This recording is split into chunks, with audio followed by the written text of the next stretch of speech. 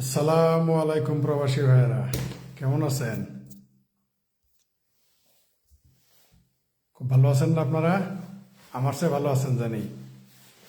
মনে আছে আপনারা হুন্ডিতে টাকা পাঠাইতেন, ব্যাংকে পাঠাইতেন না, হাসিনা সরকারকে ফেলে দিবেন, হাসিনা সরকার ভালো না,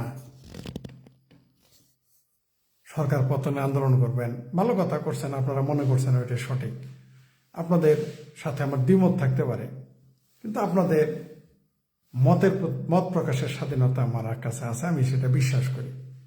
তা আমার এখন তো দুইখান কথা আছে। আমরা কিন্তু আগেই জানতাম যে আপনারা যত সুদূর বুতুর করেন সিন্ডিকেটের বাইরে যাইতে পারবেন না। আমি কিন্তু বেশ কয়েকবার লাইভে বলেছি, লিখেছি, ফেসবুকে লিখেছি, লাইভেও বলেছি সারা পৃথিবীতে বিমান ভাড়া কমে, মানে শ্রমিকদের জন্য এত সুবিধা, বাংলাদেশে প্রবাসীদের জন্য এত সুবিধা, এগুলো আগেই বলেছি। আমি মনে করি না যে এখন নতুন বলতেছি। তো এখন কেমন লাগে? জেদ্দা যাওয়ার 45,000 টাকার বিমান ভাড়া এখন তো 1,20,000 টাকা। কেমন লাগে? খুব ভালো হয়েছে না? আপনারা শেখ হাসিনা সরকার উচ্ছেদ করছেন, এনুস সরকারের আনছেন, মাল্লা সালোয়া আসমান থেকে পড়বো, আমেরিকা থেকে জাহাজে বইরে বইরে ডলার আনবেন, পড়ছে না? মান্না সালোয়া আসমান থেকে পড়ছে না? আর আমেরিকা থেকে বস্তায় বস্তায় ডলার আসছে না? আসছে কি? আসে নাই। শুনেন, রাজনীতি এত হস্তা জিনিস না। যেমন ভাষায় বললাম, রাজনীতি এত হস্তা জিনিস না, সিন্ডিকেট এত সস্তা জিনিস না। হজের ভাড়াই কমে নাই, কম দিয়ে ভাও দিছে, বিমান ভাড়া একটু কমায় আরেকদিকে 50,000 টাকা গায়েব করে দিছে হাজিদের কাছ থেকে। হাজিদের বিমান ভাড়া করে নাই, কমে নাই। যেখানে ধর্মের জজবা এত বেশি সেখানে কমে নাই। আপনার বুঝেই কমাবে, আপনার বুঝে বিমান ভাড়া কমাবে। টিকিট কত হয়েছে এখন? ভারত থেকে যে এটা গেলে 40 থেকে 45,000 টাকা, বাংলাদেশ থেকে গেলে সেটা 1,05,000 থেকে 1,20,000। কি বুঝলেন? কি বুঝলেন ঘটনা? খুব তো ফাল পারছেন। এখন গেছেন আপনাদের গণতন্ত্র শেষ, ভোটের কোনো আলাপ নাই, ইলেকশনের আলাপ নাই, সংস্কারের দোহাই দিয়া দিন যত চেষ্টা করতেছে। আন্তর্জাতিক চাপ না থাকলে তখন নির্বাচনে আলাপই করতো না। তো সিন্ডিকেট ভাঙতে পারেন নাই। আমি আগেই বলেছিলাম এবং লিখেছি যে সারা বাংলাদেশে প্রায় 2,000-এর মতো রিক্রুটিং এজেন্সি আছে। 2,000-এর মতো রিক্রুটিং এজেন্সির মধ্যে মাত্র 20 জন এই পুরো সিন্ডিকেট নিয়ন্ত্রণ করে।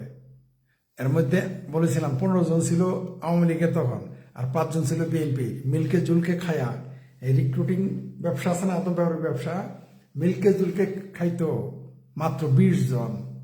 2,000 রিক্রুটিং এজেন্সির মালিক, অ্যাক্টিভ মিলে, তার মধ্যে মানে লিগ্যাল যারা পাইছে, আর এটা নিয়ন্ত্রণ করতো মাত্র 20 জন। তার জন্যেই সৌদি আরবে মাইন্ড করেন না, কামলা দিতে যেত 5 লাখ, 6 লাখ, 7 লাখ লাগতো। কারণ সিন্ডিকেট যেটা লাগবে 50,000, 1 লাখ, সেটা লাগতো 5 থেকে 7 লাখ। আর এখন ইউনূস সরকারকে আনছেন, আপনারা হুন্ডিতে লসে টাকা দিচ্ছেন, মানে হুন্ডির বারটা দিচ্ছেন, কিন্তু বাংলাদেশে রেমিটেন্স পাঠালে প্রতি লাখে 2,000 পাইতেন। আপনাদের ভালো লাগে নাই, কারণ সুখে খাইতে তো পুঁতে খেলায়। ঠিক আছে, সুখে খাইতে তো পুঁতে খেলায়। তা আপনারা কি করতেন? হুন্ডিতে টাকা পাঠাতেন সরকারকে অনাস্থা। আমি কিন্তু তা করি না। আমি এখন যে দেশে আছি সবসময় চিন্তা করি কিভাবে বাংলাদেশে 10টা টাকা আয় হবে। আমি ইউনূস সরকারের কঠোর সমালোচক, অন্যতম সমালোচকদের একজন, এবং আমি এই সরকারকে স্বীকারই করি না। তারপর আমার বাংলাদেশে যাতে 10টা টাকা আয় হয়, আমার বাংলাদেশ যাতে 10টা টাকা ট্যাক্স পায়, আমার বাংলাদেশের 10টা টাকার মালিক রপ্তানি হয়, আমদানি না। বা আমদানি হলো যেটা খুব সমস্যা। আমি বহু বন্ধুরে বলছি, দোস্ত তোমরা চাল টাল আনা শুরু করো ইন্ডিয়া থেকে, অন্য দেশ থেকে আনালে দেশের অবস্থা খারাপ। কিভাবে দেশের কল্যাণ হয় সেই চিন্তা করতাম। সরকারের সাথে আমার সমালোচনা আছে, বিরোধিতা আছে, দেশের সাথে তো না। আমি তো বলতে পারি না রেমিটেন্স পাঠায় না, আমি তো বলতে পারি না রপ্তানি করো না, আমি তো বলতে পারি না যে দেশে যেটা ক্রাইসিস সেটা আমদানি করো। এটা তো আমি মানুষ হিসেবে বলতে পারি না, একজন সুনাগরিক হিসেবে বলতে পারি না। বলা উচিত না? যতই বিরোধ থাকুক আমার সরকারের সাথে, ইউনূস সরকার আমি পছন্দই করি না, এই সরকার আমি স্বীকৃতি দিই না। আমারে কি স্বীকৃতি দিবে বা আমারে কি করবে? আমি তো এই সরকার মানি না। কিন্তু তারপরও দেশের 10টা টাকা কিভাবে লাভ হয় সেই চিন্তা করি। বহু লোকে পরামর্শ দিতেছি কি কি মাল কোন কোন দেশে রপ্তানি করা যায়, $10 $10 যেন বাংলাদেশে ঢুকে, এই চিন্তা করি। তো আপনারা কি করতেন? শেখ হাসিনা সরকার ফেলাই দেওয়ার জন্য হুন্ডি ব্যবসা, 2,000 টাকা করে, 1,000 টাকা করে বাট্টা দিয়ে আপনারা 1,000 লাখ 1,000 1,500 বাট্টা দিয়ে আপনারা হুন্ডিতে টাকা পাঠাইতেন। সরকার 2,000 টাকা দিত রেমিটেন্স পাঠাইলে, আপনারা সেটা মানেন নাই, আপনাদের কুরকুরানি উঠছিল। ঠিক আছে, এখন কেমন লাগে প্রবাসী ভাইয়ের আমার? আপনাদেরকে থাপড়ানো শুরু করে এয়ারপোর্টের বেজ্জতি কিন্তু কমে নাই, তারপর আপনাদের খরচ কিন্তু কমে নেই। কি বুঝলেন? এটাই, শুধু সরকার বদলালে হয় না, সিস্টেম বদলাইতে হবে। সিস্টেম কেউ বদলাবে না, পুঁজিবাদীরা খুব শেয়ানা, এই ইউনুস গভর্নমেন্টকে ম্যানেজ করে ফেলছে, বাধ্য করছে। বুঝতে পারছেন? আপনি ভাবতেই পারবেন না যে তারা কি করে, চাইলেই আপনি পারবেন না। হজের ভাড়াই কমায় নাই, আর আপনারটা কমাবে? কেমন লাগে? 3 গুণ 4 গুণ বিমান ভাড়া বেশি নিতেছে এখন, হয়েছে না? আবার কেউ দিয়ে চাপা মারে, রোজার মধ্যে কারেন্টটা এখনো যায় না, ইফতারি খাই, তারপরে সেহরি খাই, কারেন্ট যায় না, তারাবি পড়ি, কারেন্ট যায় না, বাল ভালে অন্ধকার করছে নিয়েছে। আপনার তারাবি পড়াতে আমার বাংলাদেশের অর্থনীতি বাল বালানি যাব, আপনার সেহরি খাওয়াতে বাংলাদেশের অর্থনীতির মানে বালের মধ্যে পাকা লাগবো আপনার সেহরি খাওয়াতে। বুঝতে পারছেন? কারেন্ট যায় নেপাল থেকে, কারেন্ট যায় ইন্ডিয়া থেকে, উৎপাদন তো করতে পারেন না, চাপা মারেন মিয়া, সেহরি খাইতে পারেন না। দাম কত? দেশের অর্থনীতি কোথায়? দেশের অর্থনীতি। তারপর বিমান ভাড়া যাবার চাইলে বলেন না কেন? আসল জায়গায় আসেন না কেন?